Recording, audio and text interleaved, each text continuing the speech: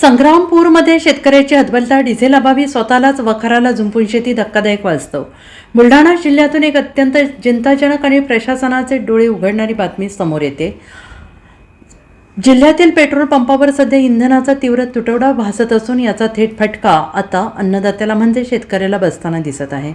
सध्या शेतीची कामे अंतिम टप्प्यात आहेत, मात्र ट्रॅक्टरसाठी डिझेलच उपलब्ध होत नसल्याने एका शेतकऱ्यावर स्वतःला वखराला जुंपण्याची वेळ आली आहे. हे धक्कादायक चित्र पाहायला मिळते बुलढाण्याच्या संग्रामपूर तालुक्यात. आणि येथील शेतकरी विशाल मुरुक यांच्याकडे 4 एकर शेती आहे. त्यांना मान्सूनपूर्व शेतीची मशागत करून कपाशीची लागवड करायची आहे, मात्र तालुक्यातील पेट्रोल पंपावर डिझेल मिळत नसल्याने ट्रॅक्टर चालकांनी शेतात येण्यास नकार दिलाय.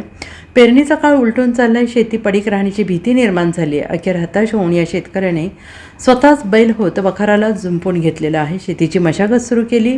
प्रशासनाने तात्काळ दखल घेऊन शेतीकामांसाठी डिझेल उपलब्ध करून द्यावे अशी मागणी आता शेतकऱ्यांमधून होते आहे.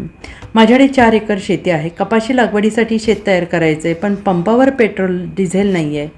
ट्रॅक्टर येत नसल्याने शेती पडून राहण्याची वेळ आली, त्यामुळे नाईलाजाने स्वतः वखराला झुंपून काम करावे लागत आहे. सरकारने आम्हाला तात्काळ डिझेल उपलब्ध करून द्यावे अशी मागणी शेतकरी विशाल मुरुक यांनी केली आहे.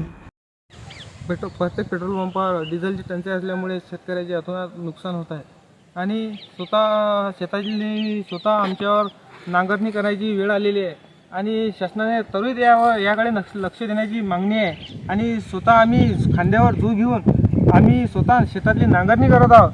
शासनाने अद्यापही कोणताही निर्णय घेतलेला नाही आहे. शासनाने त्वरित या जिल्ह्यात डिझेलची उपलब्ध करून द्यावी हीच आमची शासनाकडे मागणी आहे. Bureau report, SBN Marathi, Buldhana.